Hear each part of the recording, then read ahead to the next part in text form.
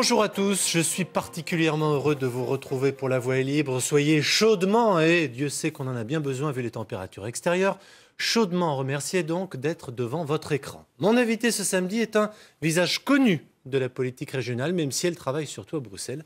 Je veux parler de Michèle Rivasi. Bonjour à vous, Bonjour. Michèle Rivasi. Vous êtes députée européenne, entre autres membre de la commission environnement, santé publique et sécurité alimentaire. Vous êtes également conseillère municipale d'opposition à Valence. Et pour tous ceux qui ne le sauraient pas encore, vous appartenez à Europe Écologie Les Verts. Chers téléspectateurs, vous l'avez compris, nous allons beaucoup parler d'écologie politique. Mais d'abord, Michèle Rivasi, comment allez-vous aujourd'hui ? Ah ben écoutez, moi je vais très bien, sur le plan personnel, sur le plan des idées, sur le plan aussi des projets, puisque j'ai fait un grand colloque sur l'électro-hypersensibilité pour, vous voyez, la faire reconnaître en tant qu'handicap. Et hier même, j'étais à l'Assemblée nationale sur un projet sur la phagothérapie, c'est-à-dire comment soigner avec des virus, vu tous les problèmes d'antibiorésistance. Donc ça va bien. Je suis sur plein de projets. C'est sûr. C'est sûr. Oui. Ah non, si je vous demande ça, c'est que la semaine dernière, en particulier le jeudi 11 février, en milieu de journée, j'ai cru percevoir chez vous, de l'agacement, de la colère, une irritation, peut-être un mécontentement sans nul doute. En quelques tweets sans équivoque, vous avez réglé leur compte aux 3 écologistes qui ont rejoint le gouvernement, Barbara Pompili, Jean-Vincent Placé et surtout l'ancienne patronne de ELV, Emmanuelle Cos. Le ridicule déshonore plus que le déshonneur, le bradage des écolos opportunistes, les soldes du renoncement, 2 arrivistes et une achetée.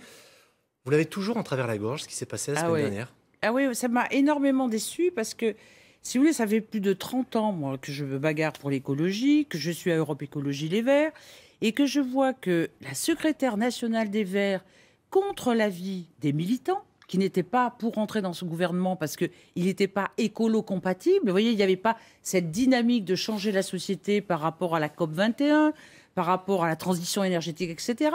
Et qu'elles disent « Ah, mais je rentre au gouvernement à titre personnel ». Mais ce n'est pas à titre personnel. Elle était secrétaire nationale des Verts. Et le Conseil fédéral, vous voyez, le Parlement des Verts avait dit non. Donc, pour moi, c'est une trahison. C'est un déshonneur. Et Pompili et Jean-Vincent Placé, ils avaient déjà quitté les Verts, si vous voulez, enfin Europe Écologie Les Verts, parce qu'ils étaient sur, soi-disant, une écologie d'accompagnement. Mais pour rentrer au gouvernement, pour moi, il fallait avoir un rapport de force. Il fallait dire, regardez, Notre-Dame-des-Landes, il faut arrêter Notre-Dame-des-Landes. Et un référendum.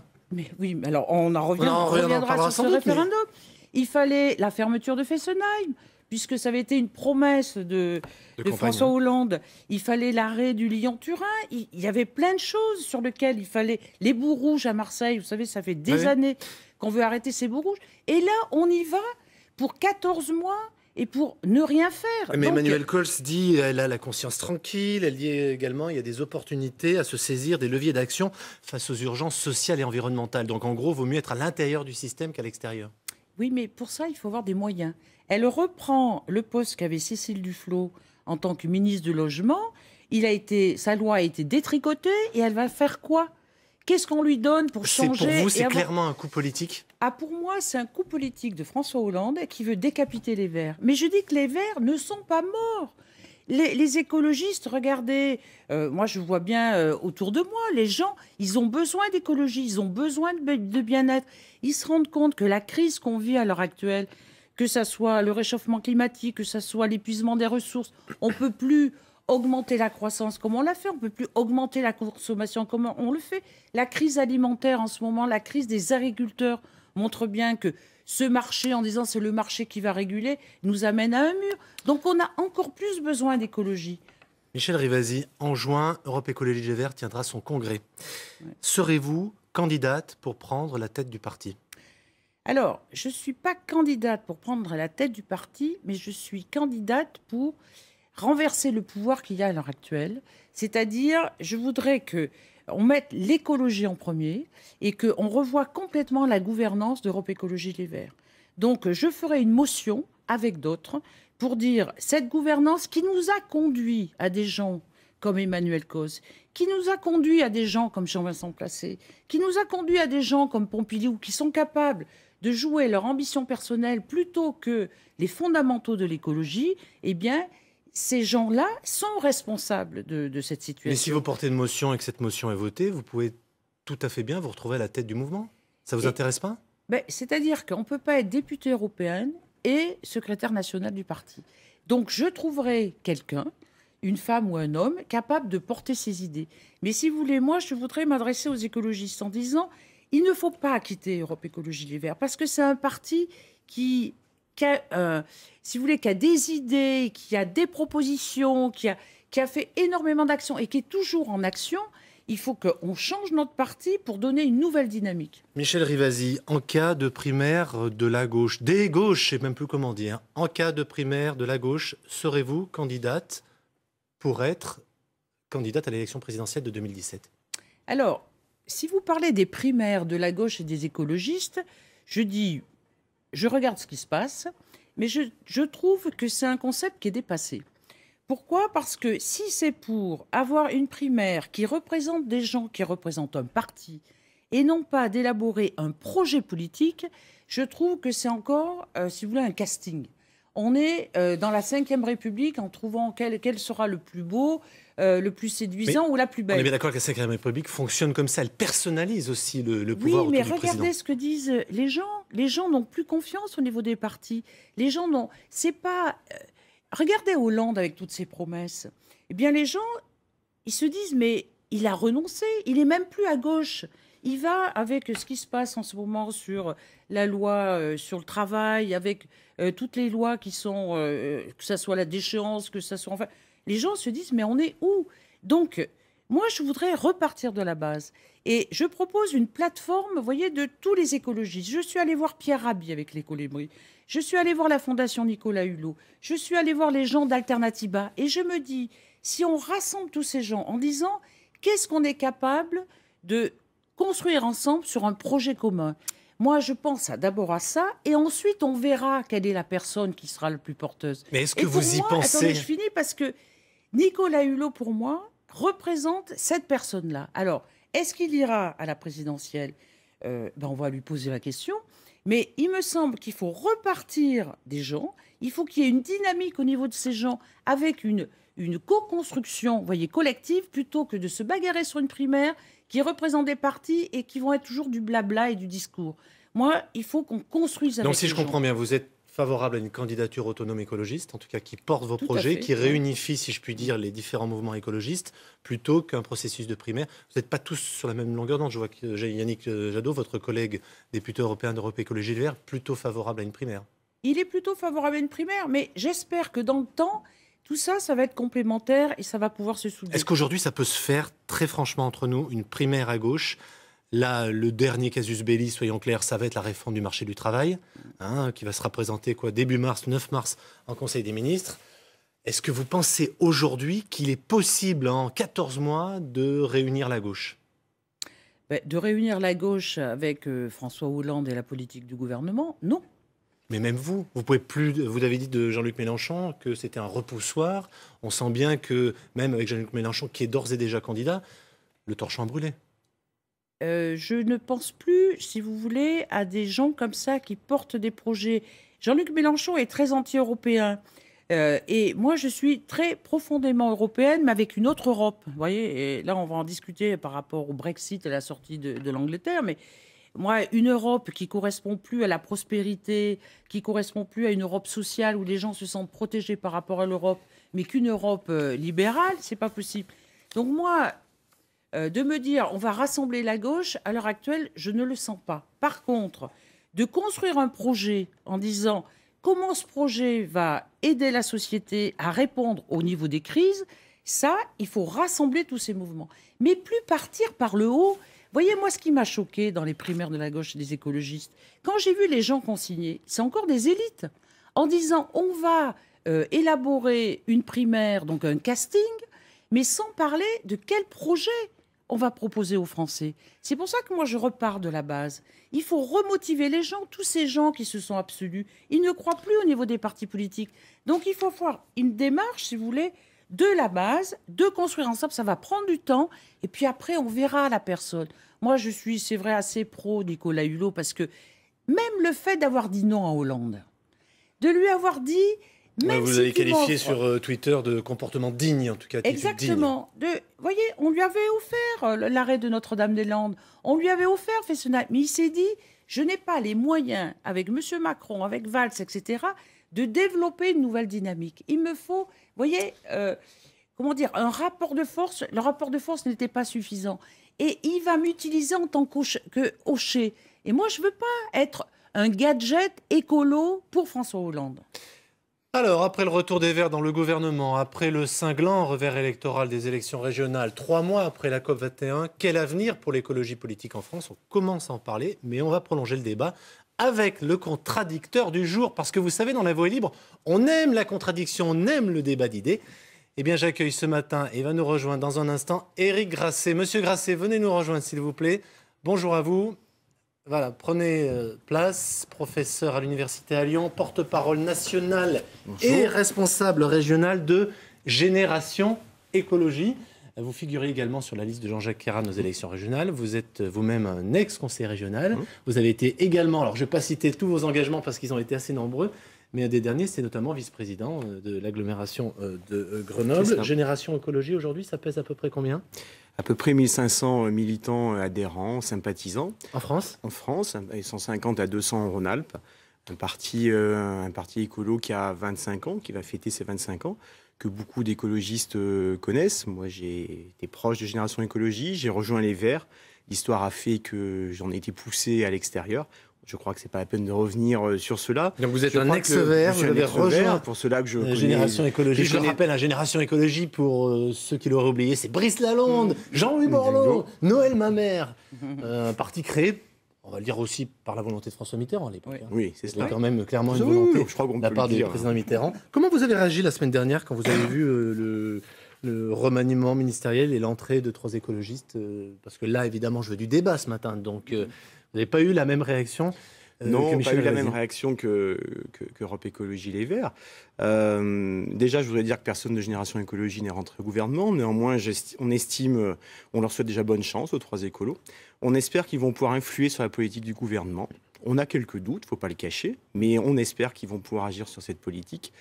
Nous pensons, on peut se dire, j'ai entendu les discussions sur ils n'auront pas les moyens d'agir, ce sera difficile, c'est un fait. Mais néanmoins, je crois qu'il faut tenter. Nous pensons qu'il ne faut pas fuir les responsabilités des écologistes, qu'il faut aller dans l'action.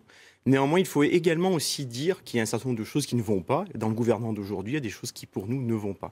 Mais nous espérons beaucoup, nous comptons beaucoup sur ces 3 pour faire bouger les lignes. Je ne sais pas s'ils pourront les faire bouger beaucoup, mais j'espère qu'ils pourront les faire bouger. Allez, Michel, vas-y. Oui, moi, j'entends ce que vous dites. Moi aussi, je leur dis bonne chance, ils peuvent faire bouger quelque chose. Mais si vous voulez, la vie et la politique, c'est un rapport de force. C'est comme ça. Hein. On n'est pas tous des bisounours. Et moi, ce qui me choque, c'est de rentrer dans un gouvernement sans donner des gages. Là, le fait que Barbara Pompili, Jean-Vincent Placé, bon, enfin, lui, écolo, je ne sais pas trop en quoi il est, mais Emmanuel Cos, de rentrer dans un gouvernement, vous croyez qu'ils vont arrêter Notre-Dame-des-Landes? Vous croyez qu'ils vont arrêter les boues rouges à Gardanne? Vous croyez que enfin on aura la fermeture de Fessenheim? Vous ne pouvez pas, quand vous êtes dans un parti politique, dire j'y vais pour dire ah ben voilà, j'ouvre le rassemblement. Il n'y a pas seulement le PS, il y a aussi les écolos qui vont nous rejoindre. Moi, je trouve que c'est pas crédible. En 14 mois, et en plus, vous savez bien qu'en 14 mois, on va juste avoir les 9 mois parce que après, on est en pleine campagne présidentielle. Moi, je trouve que c'est d'être utilisé. Ou alors, il fallait donner... Regardez, quand il y a une coalition entre les socialistes et le CDU en Allemagne, ça prend des mois pour faire un programme. Moi, je le redis, Génération Écologie, personne de GE n'est rentré au gouvernement. Mais je pense que la démarche... Est-ce que vous auriez donné des conditions pour rentrer au gouvernement? Eh bien, voilà. Moi, j'ai déjà à une autre échelle joué cette carte-là. J'ai rejoint l'équipe de Michel Destot à une échelle locale en 2008 à Grenoble. Je précise, ancien maire socialiste de Grenoble. Ancien maire socialiste de Grenoble. J'ai rejoint l'équipe de Michel Destot en 2008. C'est pour cela, Michel, tu sais que j'ai été exclu des Verts. Je maintiens que je l'ai fait sur un accord qui avait comme un certain nombre d'objectifs. J'ai, pour ma part, voté, par exemple, parce qu'il a toujours été contre les contournements autoroutiers, puisque j'étais toujours engagé contre. Je suis toujours contre. Il n'y a pas eu aucun changement. changement.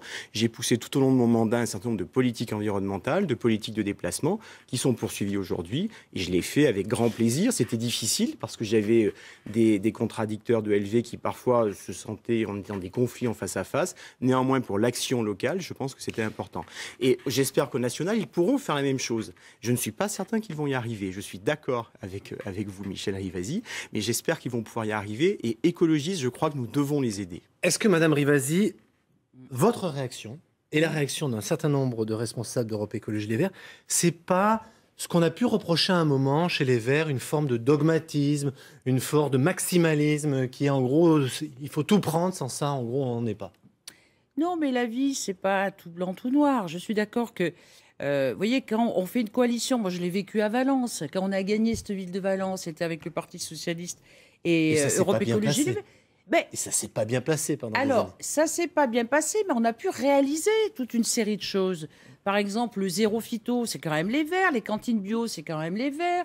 Le fait d'avoir repris l'eau à Veolia, c'est quand même les Verts. Ce qui s'est mal passé, c'est une relation personnelle. C'est-à-dire qu'il n'y avait pas une construction collective vis-à-vis des projets. Bon, mais ça a été un rapport de force où on a été gagnant, vous voyez, sur un certain nombre de choses. Pardon, Michel Rivasi, mais je pourrais doubler aussi la remarque avec ce qui s'est passé dans l'ancienne mandature du Conseil régional. On sait que les relations étaient terribles entre les écologistes et l'équipe de Jean-Jacques Kéran. Oui, c'est ça qui fait problème, c'est que quand le Parti socialiste a l'impression d'être complètement hégémonique, et il a toujours le sentiment que les écolos, c'est un supplétif.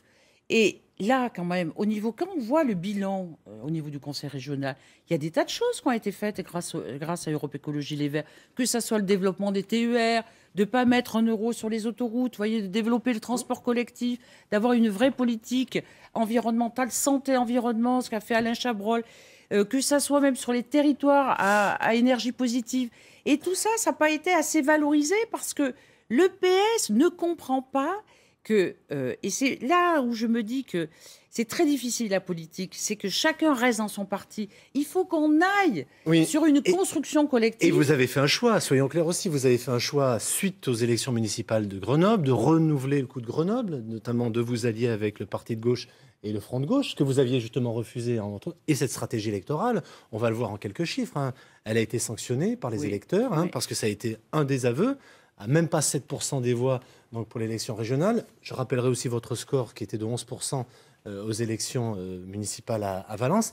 Il y a quand même une sanction de la part de l'électorat sur ce choix de rapprochement, sur ce choix stratégique qui a été très important chez les Verts. Quel regard vous avez porté justement sur ce rapprochement ?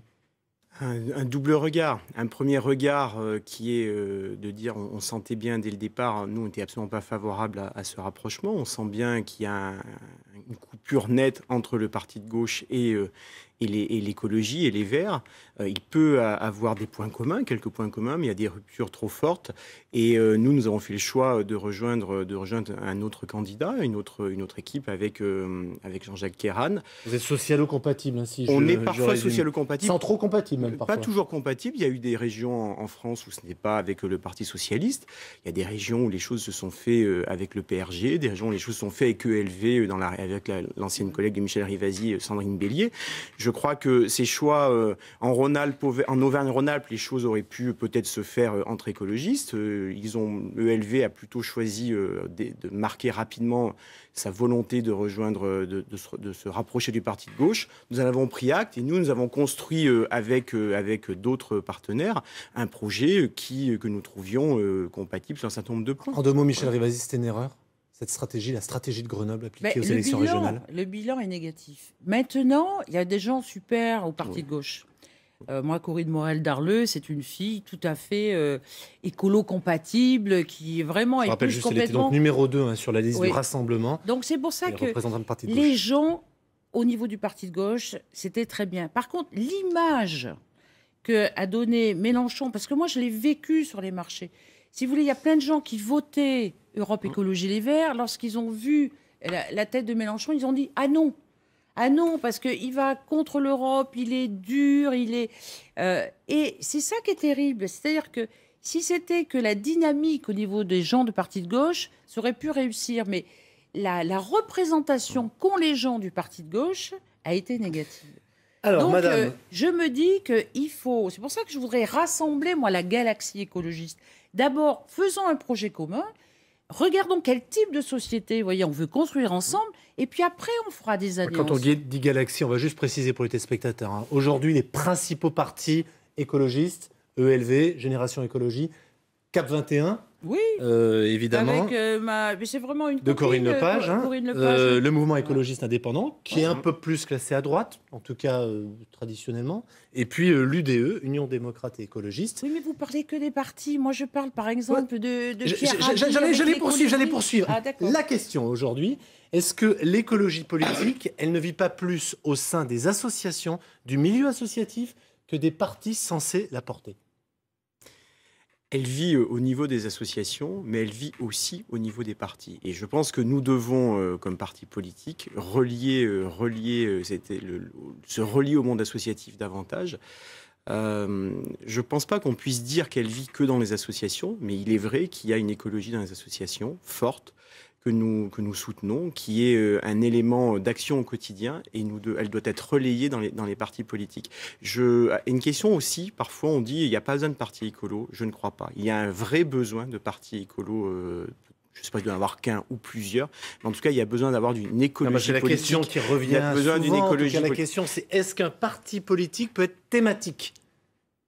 C'est-à-dire vous êtes dans une défense d'abord de l'écologie, alors de l'environnement on en parlera dans un instant, mais est-ce que le problème, je dirais, de fond, c'est pas celui-ci? C'est-à-dire qu'on percute à chaque fois chez les écologistes une logique partisane, une logique politique proprement, je dirais, française. Est-ce qu'il n'y a pas un problème là, finalement, insoluble?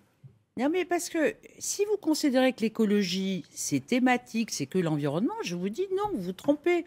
C'est l'écologie politique. Donc ça englobe le social, bien sûr, l'environnement, mais aussi tout ce qui est développement économique. C'est un tout. Et c'est pour ça que c'est pour moi le futur et l'avenir. Parce que, regardez, quand on voit cette politique de marché, quand on voit qu'on ne pourra plus épuiser toutes ces ressources, quand on voit qu'on est dans la surconsommation, etc., c'est bien un projet global, on appelle ça holistique, qui fait que ça prend sens par rapport au futur de l'humanité. Et qui est les associations? Pour moi, c'est complémentaire, chacun son rôle. Quand les assos militent pour l'arrêt des boues rouges, par exemple à Marseille, ou pour la fermeture de Fessenheim, le parti politique doit porter ça. C'est-à-dire que pour moi, c'est une complémentarité. Sinon, vous voyez, moi, j'ai discuté beaucoup avec les gens de Colibri. Ils me disaient, il faut d'abord changer les personnes avant de changer la politique. Mais je lui dis, mais attendez, il faut le faire ensemble. Il faut bien sûr se changer soi-même par rapport à toujours vouloir plus. Mais il faut aussi aller dans les partis politiques. En 2009, quand on a gagné les élections européennes avec Danny Cohn-Bendit, il y avait des gens, des partis, mais il y avait des gens de FNE, France Nature Environnement, il y avait des gens de Greenpeace. On a su à ce moment-là... Et, oui, et c'était avec Daniel Cohn-Bendit pour le coup. C'est aussi avec une personnalité, avec un certain charisme. Il y avait José Bové. Vous n'avez pas renouvelé le coup en 2012, hein, puisqu'on se souvient des 2,3%. Mais parce que cette dynamique, on l'a perdue après, parce qu'on s'est recentré, voyez, sur un parti qui devenait de plus en plus étriqué. Alors, c'était la suite de ma question. Est-ce que les écologistes n'ont pas oublié ces dernières années l'environnement? Est-ce que cet objectif-là, qui est l'essence même du combat écologiste, selon vous, est-ce qu'ils n'ont pas un peu mis ce combat-là de côté? Ils l'ont, à mon avis, au moins partiellement oublié. La difficulté, ça a été pendant longtemps, on a voulu sortir du simple environnement en disant on ne peut pas parler que d'environnement, et on s'est mis à parler à juste titre de plein de choses, d'une autre société, sauf que le discours est devenu moins audible sur les questions environnementales. À Génération Écologie, nous pensons que nous devons parler de toutes les thématiques, nous sommes d'accord avec Michel Rivasi, mais nous pensons que nous devons mettre en avant la question environnementale qui est le plus fort démarqueur par rapport aux autres. Et si nous ne le faisons pas, ne comptons pas sur les autres partis politiques pour le faire. Et c'est là où nous avons et ne leur déléguons pas ces questions-là, parce qu'ils ne le font pas. Voilà. Donc, si on les oblige... Il y a eu quand même la COP21, il y a eu le Grenelle de l'environnement. Oui, mais ils le font grâce aux idées des différents partis écolos. Regardez le Grenelle de l'environnement. Au début, c'était super, parce qu'il y avait tous les partenaires. Et puis, le bilan, c'est zéro pratiquement. Sur les pesticides, il fallait diminuer de 50% les pesticides. Eh ben, on n'a fait qu'augmenter. Quand on était sur les transports collectifs, on voit bien les priorités qui ont été données. La COP21, très bien, grand succès diplomatique. Mais maintenant, c'est la mise en œuvre. Et regardez sur les énergies renouvelables, on est le 16e pays maintenant sur les 28 États membres de l'Europe. On n'a même pas atteint les 23% pour 2020, on est à 14%. On a reculé. Donc, vous voyez bien que moi, écoutez, j'arrête pas de me bagarrer sur l'environnement, que ce soit la santé environnementale, les perturbateurs endocriniens. Vous voyez, tous ces trucs-là. Donc, on ne peut pas me reprocher de ne pas faire de l'environnement. Mais il faut que ça dépasse ça. Quand on dit il faut aller dans la transition énergétique, il faut rénover l'habitat, il faut mettre du pognon là-dessus. Or, on le met où? On le met encore dans les énergies fossiles. Donc, vous voyez bien qu'il y a un truc qui ne va pas. Oui, on met de l'argent dans un pays qui est endetté. Je le rappelle souvent dans cette émission. On est à plus de 2100 milliards de dettes publiques quand même aussi. Donc, on est dans des contraintes budgétaires qui sont telles que le grand plan que vous demandez, il coûte de l'argent. Il faut la trouver, cet argent aussi. Il vaut mieux trouver de l'argent là-dessus parce que d'une part, on va diminuer les factures énergétiques des ménages plutôt que de le mettre ailleurs. Regardez le CICE. Moi, ça me rend folle, le CICE. Ce contrat, le crédit d'impôt compétitivité des entreprises. Vous savez que je me bagarre contre les laboratoires pharmaceutiques. Sanofi, on lui a donné 124 millions de CICE. Ça a profité à qui? Aux actionnaires. Ils sont en train de licencier plus de 600 personnes. Vous trouvez ça normal? Alors, on revient à l'écologie politique. Michel Rivasi, si vous le voulez bien, puisque c'est la question, il nous reste 2 minutes.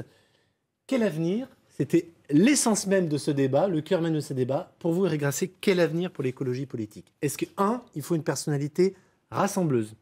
2, est-ce qu'il faut autre chose? Il faut un socle commun, pour reprendre un terme qui est utilisé beaucoup dans la préparation des primaires, un socle commun idéologique pour vous rassembler, pour remettre finalement un parti en ordre de marche qui serait capable de rassembler les écologistes de ce pays? Il faut évidemment qu'il faut un leader ou des leaders, mais il faut aussi une volonté de travailler ensemble. Et je crois qu'il faut ramener au cœur de la société la question écolo. On rencontre sur les marchés, dans les réunions, plein de gens qui nous parlent d'écologie, qui ont envie d'aller plus loin. Mais il est vrai que les derniers résultats électoraux ne sont bons pour personne dans la famille. Et vous voyez que souvent vous butez sur le fait que il faut changer les comportements. Et qu'entre le confort personnel et l'intérêt général, il y a un problème. Il faut changer les comportements. Nous pensons que ça ne se fait pas du jour au lendemain. Il faut du temps. Et que nous sommes dans cette logique d'accompagnement au fil du temps. Mais par rapport aux partis, je crois qu'il faut repartir d'une base, repartir avec les associations. Il faut ramener l'écologie au cœur de l'action. On peut se moquer des autres partis politiques, nos autres confrères écolos en disant ils ont perdu des voix, etc. et s'en satisfaire. Nous n'en satisfaisons pas. L'écologie, l'environnement, ces questions-là sont au cœur de la vie, au cœur de la société et nous souhaitons qu'elles se développent. Quand Europe Écologie fait un bon score, tant mieux si ça peut pousser les idées écolos. Par contre, s'ils font un bon score et qu'après, il se passe la même chose qu'en Rhône-Alpes, c'est ennuyeux. C'est-à-dire à savoir que ça doit pousser des actions, il faut développer ces questions écolos. Moi, je sais qu'avec Michel Rivasi, nous pourrons très certainement imaginer des choses en commun. Pas sur tout, mais au moins sur une grande partie des sujets. Si la voie est libre a permis le rapprochement des mouvements écologistes, et quels que soient les mouvements et les couleurs politiques, eh bien, tant mieux. En 2 mots, Michel Rivasi, l'avenir aujourd'hui, vous y croyez? Vous l'avez répété tout à l'heure. Qu'est-ce qu'il faut prioritairement? D'abord, je vous dis, il en faut 2 mots. rassembler la famille écologiste, créer une plateforme commune, redonner envie aux gens de se bagarrer par rapport à un espoir commun. Parce que moi, quand je vois tous ces abstentionnistes qui veulent plus voter et qui laissent le pouvoir aux autres, un pouvoir d'exclusion, un pouvoir de haine, un pouvoir de repli sur soi, je me dis, c'est pas comme ça qu'on va construire la société de demain. Moi, je crois au niveau des gens et je voudrais leur dire, il faut croire au niveau d'une écologie construite ensemble par rapport à un avenir meilleur. Eric Grasset, merci beaucoup d'avoir accepté mon invitation à participer à La Voix est libre. La Voix est libre qui continue juste après le Flash Info présenté tout de suite par mon confrère Julien Sauvadon. Bonjour Julien. Bonjour Olivier, bonjour à tous et on démarre ce Flash Info avec les conditions de trafic en Rhône-Alpes. Pour ce week-end de chassé-croisé des vacances d'hiver, Bison Futé avait vu juste, noir dans le sens des départs, rouge dans le sens des arrivées.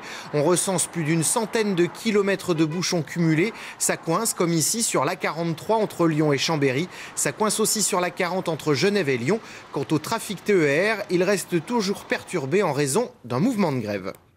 Pour skier, pas forcément besoin d'aller dans les Alpes, de petites stations arrivent à tirer leur épingle du jeu. C'est le cas en Ardèche de la Croix de Bozon qui existe depuis les années 30. Vanessa Fize, Nicolas Ferraud. Agréable, bien craquante et bien froide, oui. Voilà. Bon, il y a un petit peu de vent, mais sinon la neige est très belle. Et puis les arbres sont beaux. Ça a été juste saupoudré. À force de l'espérer, on l'apprécie comme un dessert.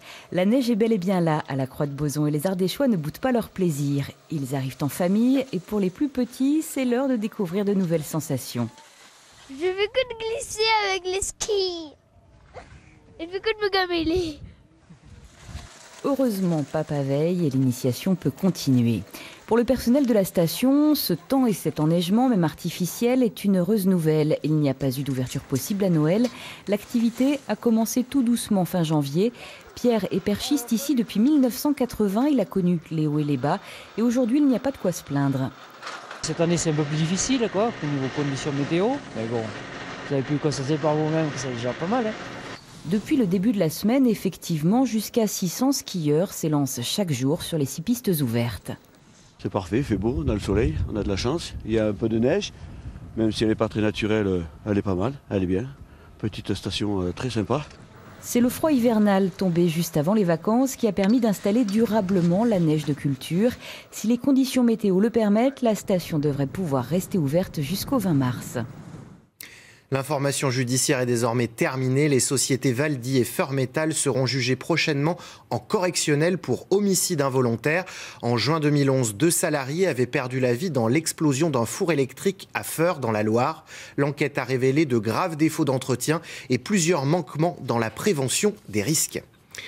Une convention a été signée hier à Lyon entre les plus hautes autorités judiciaires et le mémorial de la Shoah.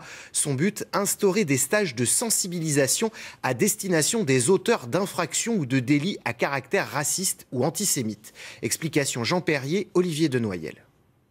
Cette nouvelle arme dans l'arsenal judiciaire s'adresse aux auteurs de faits de petite et moyenne gravité.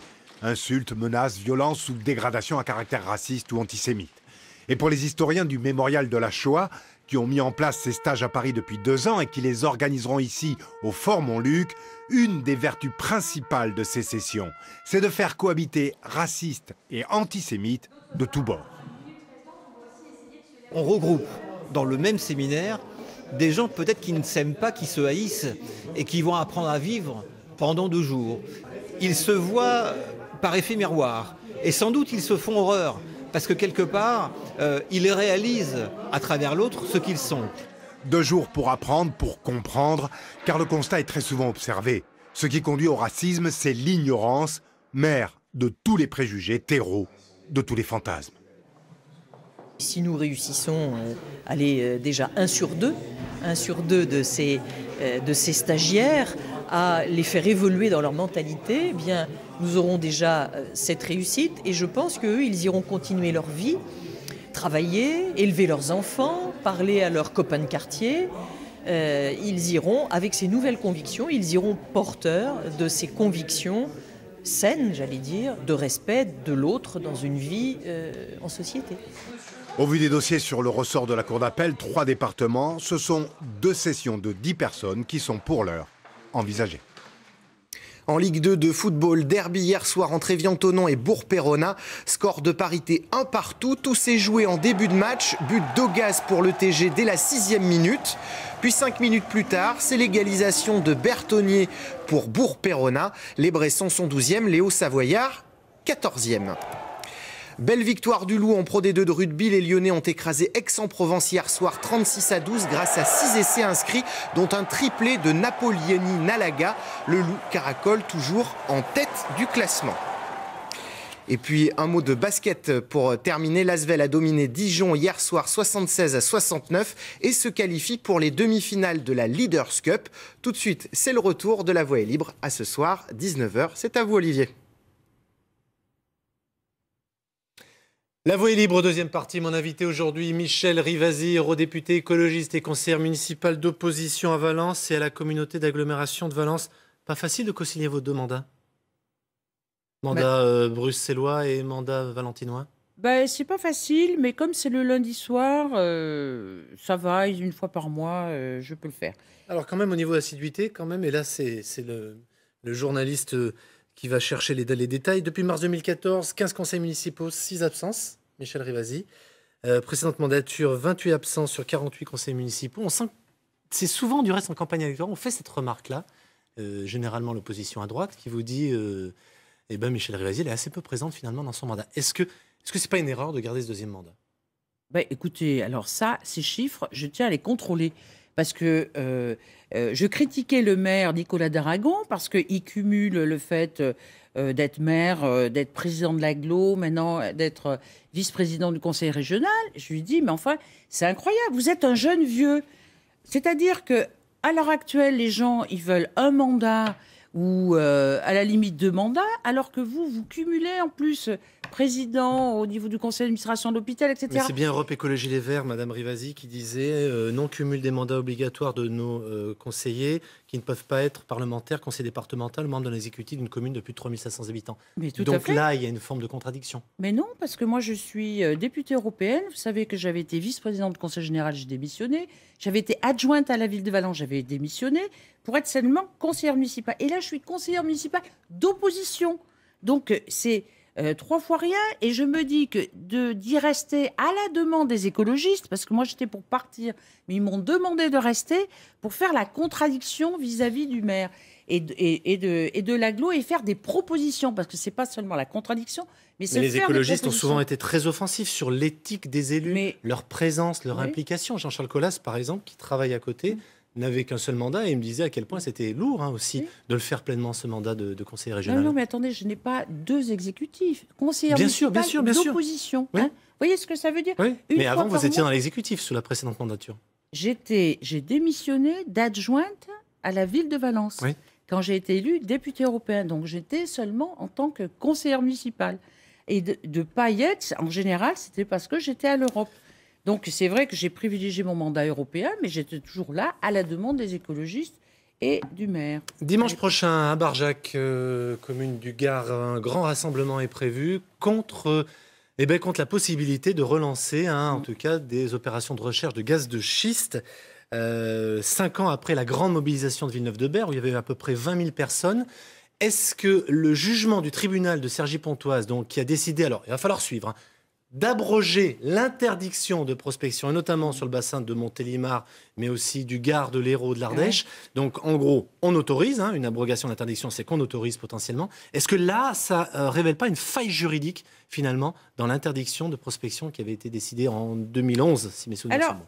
Si vous voulez, il y a eu 2 choses. Schweb-Bar, qui était à Villeneuve-de-Berre, a été abrogé parce qu'il avait ça, clairement c'était le nom indiqué, de l'entreprise qui c'était une possédait un permis entreprise de... américaine.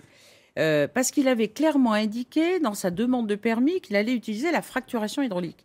Total a été plus sioux. Il a dit, OK, on va exploiter le gaz de schiste. Sans utiliser... Il n'avait pas cité la fracturation hydraulique. Et c'est pour ça que le rapporteur public a dit, mais à partir du moment où la loi interdit la fracturation hydraulique et que Total ne l'indique pas, eh bien, on annule l'abrogation du permis. Et là, on a dit, mais c'est pas possible, puisqu'il n'y a pas d'autre alternative que d'utiliser la fracturation. Moi, j'ai déposé un recours avec José Bové pour dire on n'est pas du tout d'accord. Et on a poussé Ségolène Royal à faire appel. Et elle a fait appel, effectivement. Elle a fait appel, effectivement. Et la semaine dernière, le débat a été relancé, Conseil national et républicain, ça ne vous a pas échappé. Luc Châtel, donc le nouveau président du Conseil national et républicain, dit cette phrase. En gros, les républicains doivent être le parti du gaz de schiste, des OGM, des biotech, j'en ai l'intime conviction. Je dois préciser quand même que Laurent Wauquiez, lui, a dit la semaine dernière en Ardèche qu'il était contre, en tout cas, l'exploitation des gaz de schiste. En tout cas, le débat est peu ou prou relancé. Non, mais attendez, que Luc Châtel déclare « Je suis pour tous les lobbies, quoi. Le lobby des OGM, le lobby des gaz de schiste. » Mais j'ai jamais vu ça.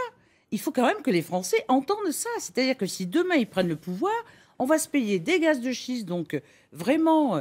la contamination dans notre environnement, on s'est bagarré sur le plan français puisqu'il y a... Et si on explique aux gens dans le même temps que l'essence peut encore baisser, que la France peut avoir encore plus d'indépendance énergétique, vous voyez, dans le contre-argumentaire, c'est bien ça qui est présent. Non mais attendez, à l'heure actuelle, vu le fait que le pétrole diminue, et ça on peut le voir en tant qu'automobiliste, on s'aperçoit que même aux États-Unis, ils ont des problèmes. Et puis les États-Unis, c'est pas la France.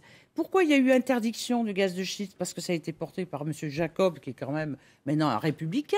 C'est parce qu'on veut sauvegarder notre patrimoine. Donc c'est aberrant. Et je serai à la manifestation de dimanche à Barjac pour dire il en est hors de question. Tout parti politique, nous on défend le patrimoine français. On a beaucoup de thèmes à aborder ce matin. Le grand carénage, le plus grand chantier d'EDF, l'idée, c'est d'engager des opérations de maintenance à grande échelle pour prolonger la durée de vie des centrales nucléaires. Une réaction, la Cour des comptes a été extrêmement critique, manque d'anticipation, manque de 100 milliards, de 54 à 100 milliards, 54 version EDF, 100 milliards version Cour des comptes, 100 000 emplois. 100 000 emplois aussi, quand même. 100 000 emplois, mais on peut en faire 300 000 dans les énergies renouvelables. On n'a pas atteint, je vous ai dit, nos objectifs sur les énergies renouvelables. On était à 14%, alors qu'on devait être à 23%. On est le 16e sur les 28 États membres de l'Europe. Et que, en plus, le 11 mars, c'est l'accident, les 50 Fukushima. Le 26 avril, ça sera les 30 ans de Tchernobyl. Et moi, je n'ai pas envie, en tant que Dromoise, avoir un accident à Tricastin. Donc, la meilleure des choses, c'est commencer à fermer les centrales le plus vite possible. Car ce n'est pas une histoire de 100 000 emplois. Si 100 000 emplois, ça débouche sur un accident nucléaire, qui sait qui partira des régions qu'on adore, que ce soit dans Rhône-Alpes et Auvergne, et puis sur toute la France, ce n'est pas possible. Et en plus, vous savez, moi, ça me touche énormément. J'y suis allée à Tchernobyl, je suis allée à Fukushima, j'ai vu tous ces gens à qui on leur demande de quitter le territoire. Et même dans les zones contaminées, on leur demande de revenir avec tous les problèmes sanitaires que ça pose. Je n'ai pas envie de vivre ça. Donc il faut le dire aux gens, les 100 000 emplois, on peut faire énormément d'usines d'armes. Si on veut que de l'emploi pour l'emploi, nous on veut un emploi pour l'avenir. On veut des emplois verts, on ne veut pas des emplois mortifères. Allez, un mot sur la réforme du droit du travail. On en parlait dans la première partie, mais on l'a vraiment survolé. On va essayer de résumer la situation, déverrouiller les 35 heures, assouplir les licenciements économiques, plafonner les indemnités de prud'homal, lancer des référendums d'entreprise, moduler le contrat de travail selon la conjoncture. C'est bon pour l'emploi, ça, Michel Rivasi. C'est bon pour M. Gattaz. Parce que bon pour le président du MEDEF a commencé à dire c'est génial. Alors déjà, quand vous entendez ça, vous dites à qui profite le crime? Le crime profite justement aux grosses entreprises. Et quand le droit du travail, c'est quand même ce code. Oui. C'est pas mal. On sait que c'est complexe. On sait même qu'aujourd'hui, on peut tout faire et son contraire quasiment. Il fallait aussi engager une grande réforme sur le droit du travail. Mais une réforme, tout le monde était d'accord pour une réforme, si c'est pour une simplification. Mais c'est pas pour une précarisation des salariés. C'est pas pour. Et pourtant, ça fonctionnait en Espagne. Ça fonctionne en Allemagne également. Non, mais attendez, il faut comparer des choses comparables. Quand on regarde les syndicats avaient un rôle à jouer par rapport aux conditions de travail. Là, on est en train de les shunter en disant on organisera des référendums. 8% des salariés français sont syndiqués. Oui, mais mine de rien, on défend toujours, même si les gens ne se syndiquent pas, ce qui est dommage. C'est peut-être parce qu'il faut aussi renouveler un peu les syndicats. Les syndicats ont toujours défendu les conditions de travail des salariés. On dirait qu'on est des héritiers sans mémoire. Et regardez tous les combats qui ont fait qu'on a obtenu quand même une réduction du temps de travail. Là, vous avez vu, les 35 heures, ça peut aller jusqu'à 42 heures. Les entreprises pourront faire ce qu'ils veulent, même sur le licenciement économique. On pourra... Et c'est ça l'avenir. L'avenir, c'est quand même... Alors, on parle de flexi-sécurité. Moi, je ne suis pas contre, mais à partir du moment où il y aura une formation à la clé, où il n'y aura pas de licenciement économique très important, et où on va valoriser aussi le poids des syndicats. Moi, ce que j'ai entendu, c'est que les chefs d'entreprise et les grandes entreprises sont contents, mais par contre, tous les syndicats sont mécontents, et tous les salariés, et on verra comment va se comporter la gauche là-dessus, par rapport à ce projet de loi. Sur la crise agricole, aujourd'hui, est-ce que la vraie question n'est pas posée, à savoir, est-ce qu'on n'est pas face à un changement de modèle? J'imagine que c'est plutôt ça qui vous motive aujourd'hui et qui mobilise les écologistes. Mais là, vous voyez bien que c'est la crise d'un modèle. La crise d'un modèle, pourquoi? Parce que si on laisse le marché réguler, on a de plus en plus, et moi je pense à tous ces éleveurs, vous voyez, à tous ces agriculteurs qui se suicident, qui n'ont plus d'avenir, à toutes ces fermes qui sont en faillite. Pourquoi? Parce que à l'heure actuelle, on leur achète des produits en dessous du prix de production. Donc, de deux choses l'une. Soit on a un ministre de l'Agriculture qui va taper le poing sur la table en disant... Et on est dans un monde aussi de concurrence, on le sait bien. Mais oui, mais cette concurrence, elle profite à qui? Elle profite aux gros, elle profite aux transformateurs, elle profite à la grande distribution. Et nous, si on veut défendre notre modèle, des agriculteurs qui font des produits de qualité, il faut encourager le circuit court, il faut encourager les contrats, vous voyez, et informer le consommateur pour qu'il y ait les origines des produits. Eh bien ça, on peut le faire que si on change de modèle. Alors que si on continue dans ce modèle, eh bien on aura énormément de morts. Et d'un point de vue sanitaire, on en aura encore plus parce qu'on aura des produits de merde. Voilà, Michel Rivasi, c'est fini. Le temps est quasiment terminé. Merci beaucoup d'être venu sur ce plateau. Je vous rappelle que vous co-signez avec Serge Rader et Marie-Odile Berthella-Geoffroy l'ouvrage, donc le racket des laboratoires pharmaceutiques aux éditions Le Petit Matin. Alors la semaine prochaine, je recevrai Xavier Breton, député Les Républicains de l'Ain et conseiller régional. Merci à tous ceux qui m'ont aidé à préparer cette émission. Bérénice Dalmé, Dominique Dumas, Yann Bouladou, Evelyne Grévaux, Fabienne Rapatron. L'émission a été réalisée par Vartan Ouagnan. And now, ladies and gentlemen, l'instant speakerine pour vous annoncer les programmes de France 3 demain. 11h25, goûtez voir. Vous découvrez un chef triplement étoilé et grand sportif. Et puis, à 12h50, Chronique d'en haut, Laurent Guillaume vous emmène à la découverte d'une plus belle route de montagne entre l'Isère et les Hautes-Alpes, et notamment le col du Lotari. Voilà, c'est la fin. La voie est libre. Très, très bon week-end à tous.